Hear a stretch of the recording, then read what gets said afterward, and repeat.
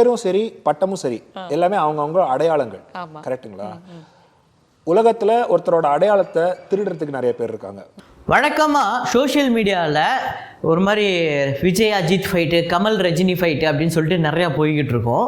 இது எல்லாமே காமன் பீப்புளாக இருக்கக்கூடிய, இல்லை இந்த சோஷியல் மீடியாவில் ரொம்ப ஆக்டிவாக இருக்கக்கூடியவங்க இதெல்லாம் பண்ணுவாங்க. ஆனால் ஒரு படத்தோட டைரக்டரோ இல்லை ஒரு படத்தில் ஒரு டெக்னீஷியனாக வேலை பார்க்குறவங்களோ இந்த வேலையை பார்க்க மாட்டாங்க. மோஸ்ட்லி இந்த வேலையை பார்க்க மாட்டாங்க. முக்கியமான அதுவும் பெரிய பெரிய ஹீரோக்களோட படங்களில் வேலை பார்க்குறவங்கலாம் இதை பண்ணவே மாட்டாங்க. ஏன்னா அவங்களுக்குலாம் எல்லாருமே வேணும், எல்லாரையுமே ஒரு ஸ்டாராக தான் பார்ப்பாங்க. ஸோ அவங்களோட தனிப்பட்ட அந்த ரசனை, அவங்களோட தனிப்பட்ட கருத்தெல்லாம் தனியாக தான் வச்சுப்பாங்க. ஏன்னா பொது வெளியில் வந்தாங்க அப்படின்னா அவங்களுக்கு இவங்க எல்லாருமே ஸ்டார் தான், இவங்க எல்லாருமே ஒன்று தான் அப்படிங்கிறது தான் நம்ம தொடர்ந்து பார்க்குறோம். உதாரணத்துக்கு இப்போ லோகேஷ் கனகராஜ் ஒரு பக்கம் நம்ம கமல் சாரை வச்சு விக்ரம் அப்படின்னு சொல்லிட்டு ஒரு பெரிய ஹிட்டு, பெரிய பிளாக் பஸ்டர் இண்டஸ்ட்ரிலாம் கொடுத்துட்டாரு. ஆனால் அடுத்தது ரஜினி சாரை வச்சு அவர் படம் பண்ண போகிறார்ல, அதில் போயிட்டு எனக்கு கமல் சார் தான் பிடிக்கும்னு சொல்லிட்டு ரஜினி சாரை ரொம்ப கேவலமாகவும் மட்டமாகவும் எடுக்க போகிறாரா? இல்லை. ஸோ அப்படி ஒருத்தர் இங்கே கமல் சாரை ரொம்ப கேவலப்படுத்தி சோஷியல் மீடியாவில் அப்படி பண்ண ஒருத்தருக்கு ரஜினி சார் அவரோட படத்தில் ஒரு முக்கியமான வாய்ப்பு கொடுத்துருக்காரு. அதுவும் அவருக்கு தெரிஞ்சே இதை பண்ணாரா என்ன அப்படிங்கிறத இந்த வீடியோவில் நம்ம பேச வேண்டியது இருக்குது. அப்புறம் முக்கியமாக இதே மாதிரியே ஒரு சம்பவம் ரஜினி சாரை அசிங்கப்படுத்துகிற மாதிரி ஒரு விஷயம் ஒன்று நடந்தது. ஆனால் இதை தடுத்து நிறுத்தினது கமல் சார் அப்படின்னு சொன்னால் உங்களால் நம்ப முடியுமா? இது ரெண்டு சம்பவத்தையுமே இந்த வீடியோவில் நம்ம பார்க்க போகிறோம். இது இல்லாமல் ரீசெண்டாக வந்து இந்த ஜெயிலர் சாங் டைகர் கா ஹக்கும் அந்த பாட்டில் வரக்கூடிய வரிகள் இப்போ ரீசெண்ட் டைமில் பயங்கரமான ஒரு சர்ச்சையை கிளப்பியிருக்கு, பயங்கரமான ஒரு பேசும் பொருளாக வந்து அமைஞ்சிருக்கு. ஸோ அதை பற்றி பேச வேண்டியது இருக்குது. அப்புறம் சூப்பர் ஸ்டார்னா ஒருத்தர் தானா அப்படின்னு நம்ம கேட்ட அந்த போலுக்கு வந்து நிறைய பேர் வந்து ஒருத்தர் தான், கிட்டத்தட்ட 50% பேருக்கு மேலே ஒருத்தர் தான் அப்படின்னு சொல்லியிருக்காங்க. ஸோ அதை பற்றியுமே பேச வேண்டியது இருக்குது. இது இல்லாமல் ப்ராஜெக்ட் கேல கமல் சார் ஒரு மிகப்பெரிய சம்பவம் பண்ணியிருக்காரு. அது என்ன அப்படிங்கிறது பார்ப்போம். ஸோ வீடியோக்குள்ளே போகிறதுக்கு முன்னாடி நம்ம சேனலை நீங்கள் சப்ஸ்கிரைப் பண்ணல அப்படின்னா பண்ணிவிடுங்க, பக்கத்தில் இருக்க பெல் ஐகானை ப்ரெஸ் பண்ணிவிடுங்க. வாங்க வீடியோக்குள்ளே போகலாம். ஸோ டைகர் கா ஹக்கும் அப்படிங்கிற அந்த பாட்டோட லிரிக்ஸு அது ஒரு பெரிய சர்ச்சையை கிளப்பியிருக்குல்ல, அதை முதல்ல பார்ப்போம். அது வந்து அதுதான் இந்த மாதிரி பேரை கெடுக்க 4 பேர், பட்டத்தை பறிக்க 100 பேர், குட்டி சவத்தை எட்டி பார்த்தா உசுரை கொடுக்க கோடி பேர். ஸோ ஃபஸ்ட்டு இந்த பட்டத்தை பறிக்க 100 பேர், அந்த 100 பேர் யார் அப்படிங்கிறது தெரில. ஆனால் இவங்க யாரை மனசில் வச்சு அதை எழுதியிருக்காங்க அப்படிங்கிறது நம்மளால் க்ளீனாக புரிஞ்சுக்க முடியுது. ஸோ இது வந்து ரஜினி சாரோட அனுமதியோடு நடந்துதா அப்படிங்கிற ஒரு கேள்வி இருக்குது. ஸோ ரஜினி சாரோட அனுமதி இல்லாமல் இது நடந்திருக்க வாய்ப்பு இல்லைன்னு தான் எனக்கு தோணுது. ஸோ நானுமே வந்து ஜெயிலர் படத்துக்கு ஒரு ஈகர் வெயிட்டிங்கில் இருக்கேன், பயங்கரமான ஒரு எதிர்பார்ப்பில் காத்துக்கிட்டு இருக்கேன். இந்த படம் ஒரு கண்டிப்பாக ஒரு வெற்றி படமாக அமையணும். இங்கே இருக்கக்கூடிய இந்த 1000 கோடி அப்படிங்கிற அந்த கனவு வந்து இந்த படம் மூலியமாவது பூர்த்தி செய்யணும் அப்படிங்கிற ஒரு ஆசை எனக்கு இருக்குது. நான் சூப்பர் ஸ்டார் ரஜினிகாந்த் அவர்களை எங்கேயுமே வந்து குறைச்சி மதிப்பிட்டு எங்கேயுமே குறைச்சி தப்பாக பேசுனது கிடையாது. நான் பேசும்போதெல்லாம் சூப்பர் ஸ்டார் ரஜினிகாந்த் அப்படின்னு தான் பேசியிருக்கேன். ஸோ நம்ம சேனலில் தொடர்ந்து நம்ம நிறையா கலெக்ஷன் ரிப்போர்ட்லாம் போடுறதெல்லாம் நீங்கள் பார்த்துருப்பீங்க. ஸோ இப்போ இந்த டைகர் கா ஹக்கும் அப்படிங்கிற இந்த பாட்டில் இவங்க சூப்பர் ஸ்டார் அப்படிங்கிற அந்த பட்டத்தை பறிக்கிற 4 பேர், அதான் 100 பேர் அப்படின்னு இவங்க குறிப்பிடுறது. ஸோ நம்ம விஜய் சொல்லலாம், இல்லை அஜித்தை சொல்லலாம், இல்லை அதுக்கடுத்தது வரக்கூடிய சூர்யா, சிவகார்த்திகேயன், இந்த மாதிரி எல்லாத்தையும் சேர்த்து தான் இவங்க சொல்கிறாங்கன்னே வச்சுக்கோங்க. முக்கியமாக விஜயை தான் சொல்கிறாங்க அப்படின்னு நமக்கு தோணுது. ஸோ இதுக்கு நிறைய பேர் நம்ம ஒப்பீனியன் கேட்டது, நிறைய பேர் என்ன சொல்கிறாங்க அப்படின்னா சூப்பர் ஸ்டார்னால் அவர் ஒருத்தர் தாங்க, அதில் எனக்கு எந்த மாற்று கருத்துமே இல்லைங்க. அது எப்படிங்க? இப்போ நடிகர் திலகம் சிவாஜினா சிவாஜி அவர் இருக்கார்ல, மக்கள் திலகம் எம்ஜிஆர்னா எம்ஜிஆர் இருக்கார்ல, உலகநாயகன் கமல்னா கமல் இருக்கார்ல, அப்புறம் சூப்பர் ஸ்டார் பட்டத்துக்கு மட்டும் எதுக்கு எல்லாரும் நொட்டிக்கிட்டு வரீங்க அப்படின்னு ஒரு கேள்வி. ஸோ நான் வேறு ஒரு வீடியோ ஒன்று பார்த்துருந்தேன். அந்த வீடியோவில் அவங்க என்ன பேசியிருந்தாங்க அப்படின்னா சூப்பர் ஸ்டார் அப்படிங்கிறது ஒருத்தர் மட்டும் இருக்கணும்னு அவசியம் இல்லை, ஒரே ஸ்டேட்டில் 2-3 பேர் கூட இருக்கலாம் அப்படிங்கிறதுக்கு. அதுக்கு கீழே கமெண்ட்டு எனக்கு ஒரு அப்பா தான், உனக்கு எத்தனை அப்பான்லாம் கமெண்ட் போட்டிருந்தாங்க. அதை பார்க்கும்போது என்னடான்னு ஷாக் ஆயிடுச்சு. ஆனால் உண்மையிலேயே இந்த அளவுக்கு புரியாமல் தான் இருக்கீங்களா, இல்லை புரியாத மாதிரி நடிக்கிறீங்களா அப்படிங்கிற ஒரு கேள்வி ஒன்று தோணுச்சு. உண்மையிலேயே இவங்கெல்லாம் புரியாமல் தான் இருக்காங்களா? அப்படி புரியாமல் இருக்காங்களா, அப்போ நம்ம சொல்லி புரிய வைப்போம் அப்படிங்கிற ஒரு விஷயத்துக்காக தான் பேசவே வந்தேன். சூப்பர் ஸ்டார் அப்படிங்கிறது ஒரு ஸ்டேட்டஸ் அப்படி தான் நான் நினைக்கிறேன். ஏன்னா அது ஒரு பட்டம் கிடையாது. பட்டம் அப்படிங்கிறது இளைய தளபதி, தலை, அல்டிமேட் ஸ்டாரு, அப்புறம் உலகநாயகன், இதெல்லாம் தான் பட்டம். சின்ன தளபதி, புரட்சி தளபதி, மக்கள் திலகம், இளைய திலகம், அப்புறம் புரட்சி தலைவர், ஸோ இதெல்லாம் தான் வந்து பட்டம். சூப்பர் ஸ்டார் அப்படிங்கிறது ஒரு ஸ்டேட்டஸ். ஸோ சூப்பர் ஸ்டார் அப்படிங்கிறது ஒருத்தர் தான் இருப்பாங்களா அப்படின்னு கேட்டிங்கன்னா, நீங்கள் ஒருத்தர் தான் சொன்னீங்கன்னா அப்போ அது ரஜினி சாராகவும் இருக்க முடியாது. நம்ம இப்போ சூப்பர் ஸ்டார் ரஜினிகாந்த்னு சொல்கிறோம்ல, அதுவும் இருக்கக்கூடாது. ஏன்னா எம்கேடிகிட்ட கொடுத்துட்டு போயிடணும். ஏன்னா அவர் தான் சூப்பர் ஸ்டார், தமிழ் சினிமாவில் ஃபஸ்ட்டு சூப்பர் ஸ்டார். அவர்கிட்ட கொடுத்துட்டு வந்துடலாம். ஏன்னா அவர்கிட்ட இருந்தானே நம்ம வாங்கிட்டு வந்தோம். அவருக்கு அடுத்து வரவங்கெல்லாம் எம்ஜிஆர் வாங்கியிருப்பார், அதுக்கு அடுத்தது ஒருத்தர் வாங்கியிருப்பார். அவர்கிட்ட இருந்தானே நம்ம வாங்கிட்டு வந்திருக்கோம். ஸோ அப்படி ஒருத்தர் தான் இருக்கணும்னா நீங்கள் எம்கேகிட்ட கொடுத்துருங்க, அவர்கிட்ட கொடுத்துருங்க. அந்த ஐயாவே அதை வச்சுக்கிட்டோம். அந்த ஐயா வந்து ஒரு 12 படம் தான் நடிச்சிருக்காரு. அந்த ஐயா கிட்டே அதை கொடுத்துருவோம். எதுக்கு யாரோ ஒருத்தரோட பட்டம் நம்மளுக்கு? நம்ம தான் வேறு யாரோட பட்டத்துக்கு ஆசைப்பட மாட்டோம்ல. ஸோ இதை எதுக்கு நான் சொல்கிறேன் அப்படின்னா, உலகநாயகன்னு வேற ஒருத்தர் சொன்னால் ஒத்துப்பீங்களா? தளபதின்னு வேறு யாராவது சொன்னால் ஒத்துப்பீங்களா? புரட்சி திலகம், புரட்சி தலைவர், இளைய திலகம், புரட்சி கலைஞர் இப்படின்லாம் சொல்லிட்டு வேறு யாரையாவது சொன்னால் ஒத்துப்பீங்களா? முடியாதுல்ல. அப்படியே சூப்பர் ஸ்டாரை மட்டும் பிடுங்கிறதுக்கு இத்தனை பேர் வரீங்க அப்படின்னு கேட்குறாங்களே. அப்போ நீங்கள் எங்கேருந்து பிடுங்குனீங்க? அங்கே கொடுத்துட்டு வாங்க அப்படின்னு சொல்லலாம்ல, அப்படி சொல்லலாம்ல. ஸோ அதுதான் நான் சொல்ல வரேன். ஸோ சூப்பர் ஸ்டார் அப்படிங்கிறது ஒரு ஸ்டேட்டஸு. ஒவ்வொரு காலத்துக்கு ஏற்ற மாதிரி அது மாறிக்கிட்டே இருக்கும். அது ஒருத்தர்கிட்டே தான் இருக்கணும் அப்படிங்கிறது கட்டாயம் கிடையாது. ஒரே டைமில் 2-3 சூப்பர் ஸ்டார் இருந்திருக்காங்க. ஸோ இப்போ கூட கரண்ட்டில் நீங்கள் பாலிவுட்லாம் போனீங்கன்னா 4 super star: Amitabh Bachchan, Shahrukh Khan, Salman Khan, Aamir Khan, 4 super star. இதில் நீங்கள் யாராவது ஒருத்தர் மட்டும் சூப்பர் ஸ்டார்னு அங்கே போய் சொல்லவே முடியாது. அதை அந்த ஸ்டார்ஸும் ஏற்றுக்க மாட்டாங்க, அந்த ஸ்டார்ஸோட ஃபேன்ஸுமே ஏற்றுக்க மாட்டாங்க. ஏன்னா 4 பேருமே அங்கே சூப்பர் ஸ்டார். தெலுங்கில் போனீங்கன்னா 2 சூப்பர் ஸ்டார் இருக்காங்க: மகேஷ் பாபு, சிரஞ்சீவி. அதே மாதிரியே ஒவ்வொரு ஸ்டேட்லையும் ஏங்க இவ்வளோ ஏங்க ரொம்ப பார்த்து நம்மளாம் பயங்கரமாக கலாய்ப்போம்ல, நான் வச்சு கலாய்ச்சி தள்ளுவோம்ல, அந்த மாதிரி பங்களாதேஷி மூவிஸ்லேயும் போஜ்பூரி மூவிஸ்லேயுமே சூப்பர் ஸ்டார்ஸு 2-3 பேர் இருக்காங்கங்க.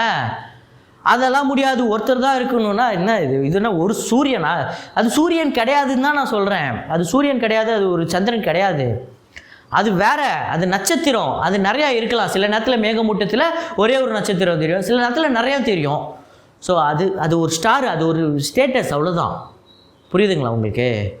ஸோ நம்ம இவரை பார்த்து இவர் ஒரு பயங்கர ஸ்டாருங்க அப்படின்னு நம்ம இவர் சொல்லுவோம்ல, இவர் ஒரு பயங்கர ஸ்டார், பயங்கர நடிகன்னு சொல்லுவோம்ல. அவர் நடிகன்னு சொல்லிட்டா வேறு யாரையும் நம்ம நடிகன்னு சொல்லிடக்கூடாதா? ஸோ அந்த மாதிரி ஒன்று. ஸோ இதில் என்ன முக்கியமான விஷயம் அப்படின்னா, இந்த பாட்டை எழுதினவர் சூப்பர் சுப்பு. அவர் வந்து ரீசெண்டாக ஒரு பேட்டியில் சொல்கிறாரு, அவரோட புரிதல் எந்த அளவுக்கு இருக்குது பாருங்கள். அந்த எதிர்க்க உட்காந்து கேட்டுட்ருக்கேன், ஆங்கர்கிட்ட கேட்குறாரு இவர், ஏங்க இப்போ உங்களோட ஆங்கர் பதவியை பறிக்கிறதுக்கு ஒரு 4 பேர் வந்தாங்கன்னா உங்களுக்கு எந்த அளவுக்கு எரியும்? வரதான் செய்வாங்க, பின்ன ஒருத்தவங்களே எப்படி உட்காந்துருப்பாங்க? நிறையா ஷோஸ்லாம் இருக்குது, நிறையா பண்ண தான் செய்வாங்க. இத்தனைக்கும் ஒரு சேனலில் ஒரு ஆங்கர் இருக்க மாட்டாங்க. ஐயா அவர் பேர் என்ன, சூப்பர் சுப்பு ஐயா.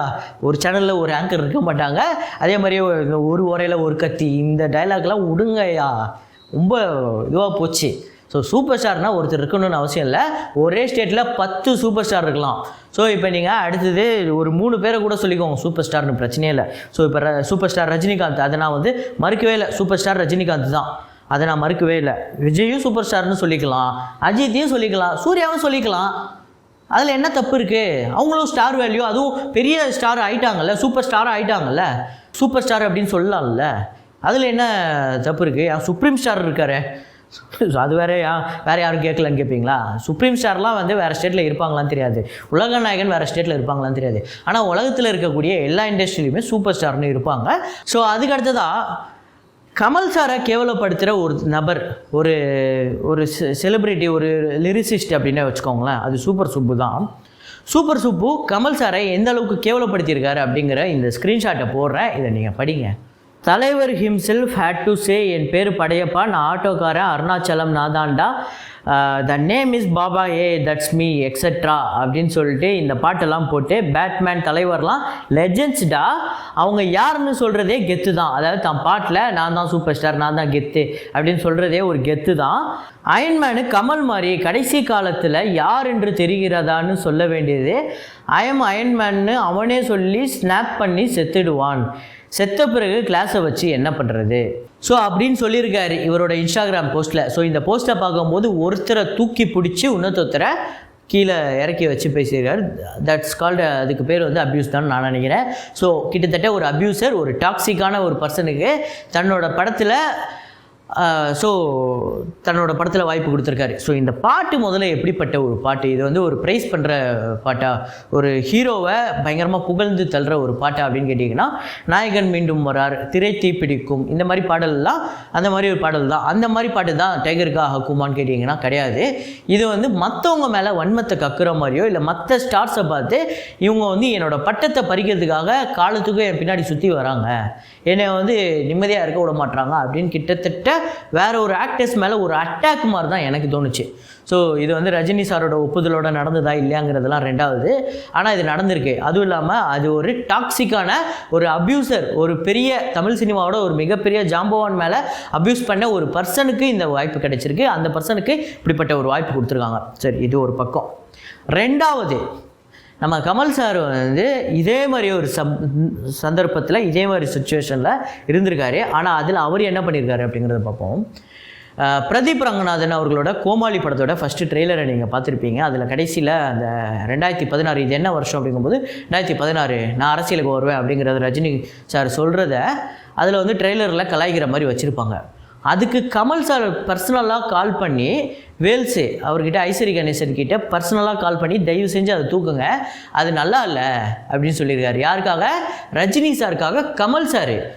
ஸோ ஐஸ்வரி கணேசனும் பிரதீப் ரங்கநாதனும் உட்கார்ந்து ஒரு வீடியோவில் அவங்களே சொல்லியிருக்காங்க, இதை ரஜினி சார் சொன்னது சொல்லலை, கமல் சார் சொல்லி இதை ரிமூவ் பண்ண சொன்னார்னு. அந்த வீடியோவை வேணால் பார்த்துட்டு வாங்க. அது மட்டும் இல்லை பிரதீப், கமல்ஹாசன் சார் வந்து நேற்று எனக்கு ஃபோன் பண்ணி அவருடைய வருத்தத்தை தெரிவித்தார். அப்போவே நான் அவர்கிட்ட என்ன சொன்னேன்னா, சார் இந்த மாதிரி ஒரு வருத்தம் நீங்கள் பட்டீங்கன்னா நிச்சயமாக அதை நான் அந்த காட்சியை வந்து படத்துலேருந்து எடுத்துறதுக்கு நான் இமீடியட்டாக டைரக்டர்கிட்ட சொல்லிடுறேன். ஸோ இப்போவும் சொல்கிறேன், எனக்கு நான் எந்த ஒரு நடிகர் மேலேயும் பாரபட்சம், எனக்கு ஒரு நடிகர் மேலே கோபம் அப்படிலாம் கிடையாது. இந்த பாடலில் வரக்கூடிய வரி அது என்னை வந்து ரொம்பவே வந்து யோசிக்க வச்சுது. இது எதுக்கு அட்டாக் போஸ்ட் மாதிரி இருக்கு, கிட்டத்தட்ட அப்படி தான் இருந்தது. அப்புறம் இந்த சூப்பர் ஸ்டார் அப்படிங்கிற பட்டம், ஸோ அது வந்து அது பட்டம் கிடையாது, அது ஒரு ஸ்டேட்டஸ், அது வந்து மாறிக்கிட்டே இருக்கும் அப்படிங்கிறது. கிட்டத்தட்ட ஒரு மேனேஜர் ஒருத்தர் இருக்கார் அப்படின்னா அந்த மேனேஜரே கடைசி வரையும் சாவர வரையும் இருக்க மாட்டார். அந்த மேனேஜர் திடீர்னு ரிட்டையர் ஆவார், வேறு ஒரு மேனேஜர் வருவாங்க, திடீர்னு கொஞ்ச நாள்லேயே அந்த மேனேஜர் மாதிரி வேறு ஒருத்தர் வருவார், வேறு ஒருத்தர் ரொம்ப வருஷம் கூட இருக்கலாம். ஸோ அப்படி தான், அது ஒரு ஸ்டேட்டஸ், அது ஒரு தகுதி தான். ஸோ அந்த தகுதியான இடத்துக்கு ஒவ்வொரு ஸ்டாருக்குமே வந்து ஒவ்வொரு காலகட்டத்துக்குமே வந்து தகுதி இருக்குன்னா அவங்க வந்துடுவாங்க. ஸோ அதுதான் என்னோட இது. இதில் வந்து ஒருத்தரை இறக்கி ஒருத்தரை தூக்கி வச்சு பேசணும் அப்படிங்கிறது இல்லை. ஸோ இதை பார்த்தோன்னே உங்களுக்கு புரிஞ்சிருக்கும், சூப்பர் ஸ்டார் அப்படிங்கிற ஒரு பட்டம் யாருக்கும் நிரந்தரம் இல்லை அப்படிங்கிறது. ஸோ அது ரஜினி சாருக்குமே பொருந்தும், இதுக்கு முன்னாடி இருந்த மிகப்பெரிய ஜாம்பவான்களுக்குமே பொருந்தி இருக்குது. ஸோ அவங்களாம் இறந்ததுக்கப்புறம் தான் அந்த சூப்பர் ஸ்டார் பட்டம்லாம் மற்றவங்களுக்கு மாறிச்சான்னு கேட்டிங்கன்னா கிடையாது. அவங்களாம் இண்டஸ்ட்ரியில் இருக்கும்போதே சூப்பர் ஸ்டாராக இருந்தாங்க. சூப்பர் ஸ்டாராக இருந்துகிட்டு இருக்கும்போதே வேறு ஒருத்தவங்களுக்கு சூப்பர் ஸ்டார் பட்டம் போயிருக்கு. ஸோ அப்படி தான் அதான் 2 பேர் கூட இருக்கலாம், அது ஏன் ஒத்துக்க மாட்டுறாங்க அப்படிங்கிறது தெரியல. ஸோ எனக்கு தெரிஞ்சு இதை பார்த்ததுக்கப்புறம் ஓரளவுக்கு புரிதல் உங்களுக்கு வந்திருக்கும் அப்படின்னு நான் நம்புகிறேன். ஸோ அப்புறம் இந்த சூப்பர் சுப்பு அப்படிங்கிற அவரை வந்து நான் ஒரு அப்யூசராகவும் ஒரு டாக்ஸிக் பர்சனாகவும் ஒரு புரிதலே இல்லாத ஒருத்தராக தான் பார்க்குறேன். ஸோ இந்த டைகர்கா ஹக்கும் இந்த பாட்டை பற்றி, இந்த பாட்டில் வரக்கூடிய இந்த சூப்பர் சுப்பு எழுதின அவரோட வரிகளில் வந்து இந்த பாடலை பற்றி நீங்கள் என்ன நினைக்கிறீங்க? அப்புறம் சூப்பர் சுப்பு அவர்களோட இந்த பாடலுக்கான விளக்கமும், அப்புறம் கமல் சாருக்கு அவர் போட்ட அந்த அப்யூசிங் போஸ்ட்டோ அதை பற்றி என்ன நினைக்கிறீங்க அப்படிங்கிறத சொல்லுங்கள். அப்புறம் சூப்பர் ஸ்டார் அப்படிங்கிறது ஒரு ஸ்டேட்டஸ், அது மாறிக்கிட்டே இருக்கும் அப்படின்னு சொன்னேன்ல, அதை பற்றி என்ன நினைக்கிறீங்க அப்படிங்கிறத சொல்லுங்கள். ஸோ இதே மாதிரி ஒரு வீடியோவில் மீண்டும் நான் உங்களை சந்திக்கிறேன். Signing off Rahman.